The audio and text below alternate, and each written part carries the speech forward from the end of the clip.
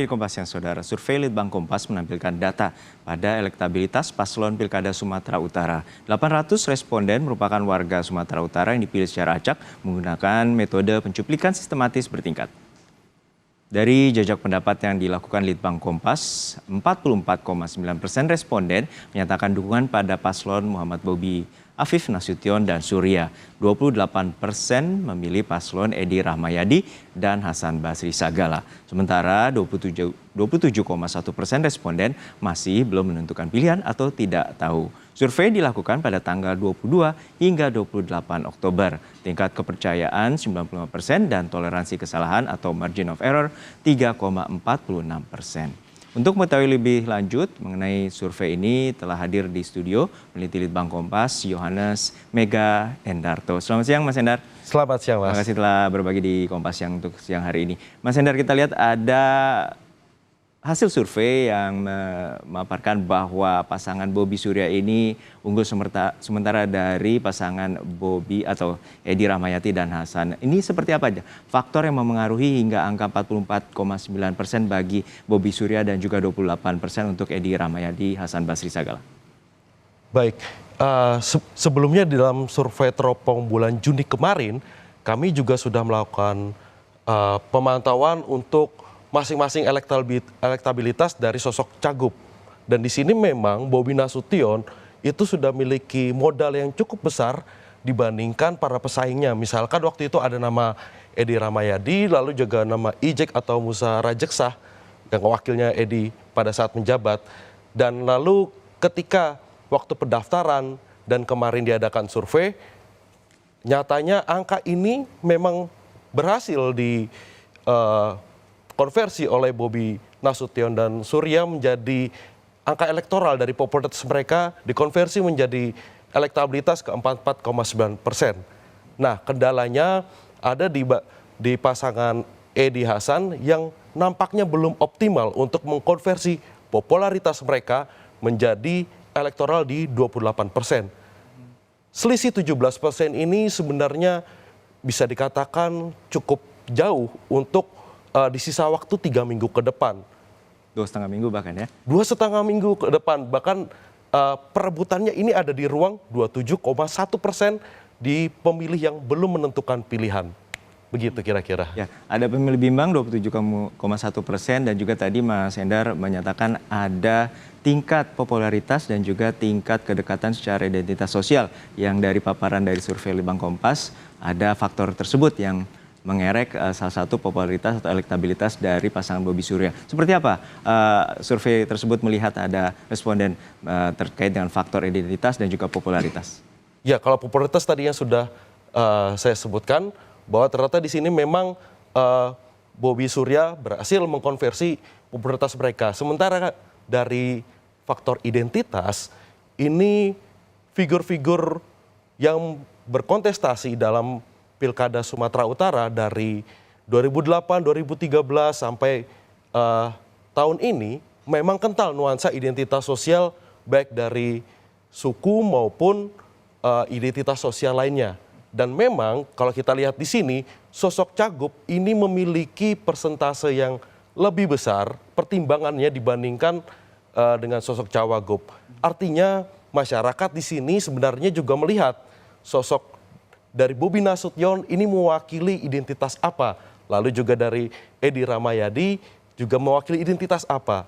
Dan untuk hal ini, lagi-lagi Bobi Nasution dianggap lebih mewakili identitas Sumatera Utara, terutama di wilayah mereka para pemilih yang memiliki identitas Jawa, lalu juga Batak Karo, Batak Toba, Mandailing. Sementara Edi lebih diunggulkan untuk cenderung di masyarakat Melayu, Minang maupun Aceh. Pariswan Sumatera gitu ya? Ya, begitu, Pariswan Sumatera. Jadi memang ada faktor identitas sosial, namun itu juga tidak satu-satunya. Baik. Untuk seperti popularitas ini, apakah kita bisa turunkan bahwa Bobi Surya ini juga menjabat sebagai kepala daerah untuk saat periode 2021 hingga 2024, yakni sebagai wali kota Medan dan juga Bupati Asahan. Apakah itu juga menjadi faktor memengaruhi elektabilitas? Dalam temuan survei kami tentu itu jadi salah satu modal bagi pasangan Bobi Surya untuk melangkah di kontestasi ini. Ini merupakan paketan dari wali kota dan bupati, wali kota Medan dan Bupati Asahan. Sementara memang ini menjadi aspek yang kurang berpihak kepada Edi ketika memang Edi Rahmayadi sendiri memiliki atribusi sebagai gubernur Sumatera Utara sebelumnya sampai 2023 kemarin. Namun pasangannya nampaknya belum begitu banyak mendapatkan atribusi pengenalan dari masyarakat sebagai Hasan Basri ini sebagai tenaga ahli Menteri Agama. Jadi memang ini masyarakat melihat bagaimana profesionalitas, bagaimana pengalaman dan kinerja untuk menangani Sumut untuk 5 tahun ke depan. Baik, kita beranjak ke persoalan faktor dari parpol pengusung. Dari faktor parpol pengusung ini juga temuan Litbang Kompas ada yang menarik bahwa tidak serta-merta parpol pengusung seperti Kim untuk Bobi Surya dan juga PDIP di kubu Edi Hasan ini solid. Tampak ada sedikit pergeseran juga. Bisa bicara soal pemilih bimbang, ini juga ada parpol yang bimbang pemilihnya. Ada dari, kalau tidak salah tadi ada Nasdem, P3 dan juga Demokrat yang bisa jadi akan berubah, dan juga PKS lebih ke Edi Rahmayadi karena faktor kedekatan dengan Edi, dan kemudian PDIP juga dari faktor menantu atau menantu Jokowi sebagai yang maju saat ini adalah Bobi Nasution sebagai menantu dari Jokowi. Seperti apa temuan dari Litbang Kompas? Ya, memang ini menarik ya khusus di Pilkada Sumut ini. Kita lihat bahwa ternyata pemilih partai politik di Pileg 2024 kemarin ini tidak selalu linear atau tidak selalu sejalan dengan calon yang diusung oleh partai tersebut untuk Pilkada kali ini. Ini kita kenal sebagai split ticket voting dalam teori politik begitu. Dan kita lihat di sini misalkan PDIP yang seharusnya mengusung yang memang mengusung Edi dan Hasan, para pemilihnya seharusnya solid di sana. Namun para pemilih PDIP nampak tercecar begitu. Ada yang 48,9%, bahkan lebih tinggi ini lebih mendukung Bobi Surya. Ya, asumsinya memang ini ada faktor sosok dan figur dari mantan Presiden Jokowi. Tapi kita juga lihat di barisan PDIP ini sebenarnya ada di sana ada Hanura. Nah, di sana lagi-lagi para pemilih Hanura ini juga lebih banyak ke Bobi dan Surya. Tapi kita lihat di sisi partai pengusung Edi, ini kita juga partai pengusung Bobi, maksud saya, misalkan PKS yang ada di koalisi Bobi Surya, nyatanya masih tertambah hatinya di 50,6% pemilihnya ini kepada Edi, karena memang sebelum pencalonan ini PKS digadang-gadang sebagai partai yang mendukung sosok Edi Rahmayadi untuk periode kedua. Jadi memang ada dinamika di sini yang nantinya akan mempengaruhi dalam waktu sampai tanggal 27 November nanti. Tadi Anda sempat menyebut ada faktor mantan Presiden Jokowi. Lalu seperti apa faktor-faktor dari tokoh ini juga terkait dengan untuk para pemilih ataupun responden ini memilih pasangan calon dari Pilkada Sumut? Ya, kalau kita lihat ini artinya kita baca sebagai dalam persepsi pemilih atau masyarakat, ketiga tokoh ini menjadi pertimbangan mereka ketika memilih sosok calon gubernur dan wakil gubernur. Pertama, Joko Widodo di angka 35,1% yang mempertimbangkan akan memilih.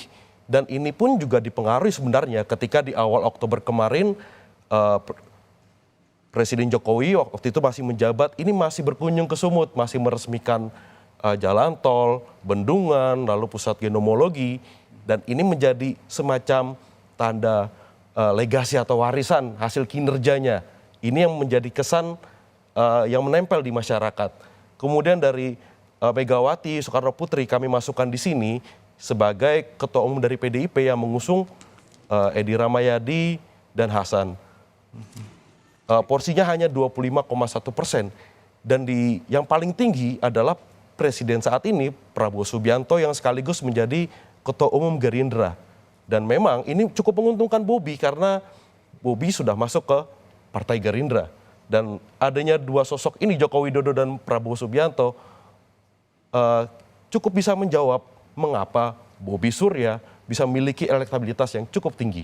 Untuk terakhir, bagaimana dengan peta bahwa ada undecided voters atau pemilih bimbang, dan juga dari tampilan Litbang Kompas ada strong voters sekitar 58%.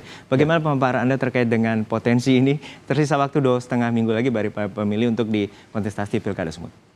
Baik, memang celah untuk memperebutkan para pemilih bimbang ini atau mereka yang belum undecided voters ya. Itu kans besarnya ada di peluang debat-debat. Oke. Jadi debat pertama kemarin sudah dilaksanakan, hasilnya cukup panas, gitu kita saksikan. Dan nanti debat kedua malam ini itu juga akan bisa mempengaruhi pemilih-pemilih yang belum menentukan siapa sosok cagup dan cawagupnya. Di sisi lain, adanya debat juga bisa membantu para strong voters itu tetap memperkuat keyakinannya sekaligus menjadi agensi untuk mempengaruhi orang-orang di sekitar memilih pasangan kandidat yang mereka sudah tentukan. Baik, ada selisih 16,9%, yang ini juga menjadi potensi. Baik, masih ada peluang untuk split voters atau swing voters juga untuk para pemilih dari Bobi Surya dan juga Edi Rahmayadi dengan Hasan Basri Sagala. Terima kasih waktunya peneliti Litbang Kompas Muhammad atau Yohanes Mega Endarto telah berbagi bersama kami di Kompas Siang. Terima kasih.